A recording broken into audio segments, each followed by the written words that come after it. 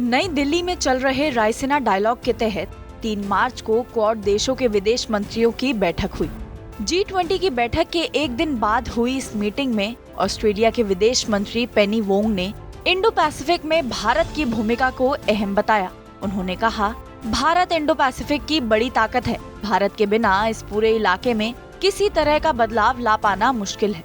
वहीं जापान के विदेश मंत्री योशिमासा हयाशी ने कहा कि क्वाड कोई मिलिट्री ग्रुप नहीं है। हम चीन को भी इससे बाहर नहीं रखना चाहते हैं, बशर्ते वो अंतर्राष्ट्रीय कानूनों का पालन करने को तैयार है। विदेश मंत्री एस जयशंकर ने भी क्वाड को काफी अहम बताया। उन्होंने कहा कि क्वाड 2023 में भी अपना काम बखूबी कर रहा है, क्योंकि हमारी लीडरशिप पर किसी तरह का भार नहीं है। जयशंकर ने यूएन में नए बदलावों पर भारत की पुरानी मांग को दोहराया।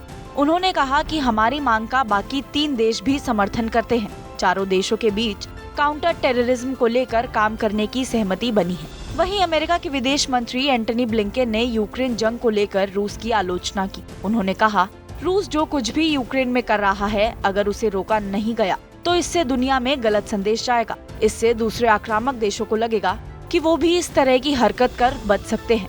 ब्लिंकन ने कहा कि हमारी भविष्य इंडो पैसिफिक में है। हालांकि अभी फोकस रूस की वजह से यूक्रेन पर है। वहाँ जो कुछ हो रहा है वो सिर्फ यूक्रेनी और यूरोप के लोगों का मामला नहीं है, बल्कि पूरी दुनिया के लिए जरूरी है। ब्लिंकन ने चीन का नाम लिए बिना कहा कि अभी क्वाड देशों के सामने चुनौतियां बढ़ती जा रही हैं। क्वाड के विदेश मंत्रियों की बैठक के बाद ये ऐलान किया गया कि अब से चारों सदस्य देश आतंकवाद के खिलाफ भी एक साथ मिलकर लड़ेंगे। इसके लिए वार्निंग ग्रुप बनाए जाएंगे। We agreed on a counter-terrorism working group. We agreed on cooperating more closely with the Indian Ocean Rim Association.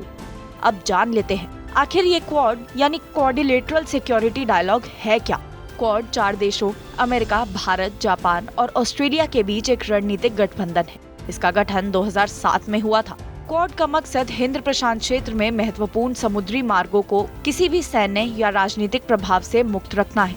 इसे मुख्यतः चीनी दबदबे को कम करने के लिए बनाए गए एक रणनीतिक समूह के रूप में देखा जाता है। क्वाड न केवल सुरक्षा बल्कि आर्थिक सुरक्षा, साइबर सुरक्षा, समुद्री सुरक्षा, मानवीय सहायता, आपदा राहत, जलवायु परिवर्तन, महामारी और शिक्षा जैसे अन्य वैश्विक मुद्दों पर भी ध्यान केंद्रित करता है। क्वाड को चीन उसके सुपर पावर बनने के रास्ते में रोड़ा अटकाने वाला मानता है। चीन का मानना है कि क्वाड का मकसद उसके हितों को नुकसान पहुंचाना है। भारत अमेरिका की बढ़ती राजनीतिक साझेदारी को लेकर भी चीन घबरा रहा है। वहीं साउथ कोरिया के क्वाड में जुड़ने की चर्चा से भी चीन टेंशन में है।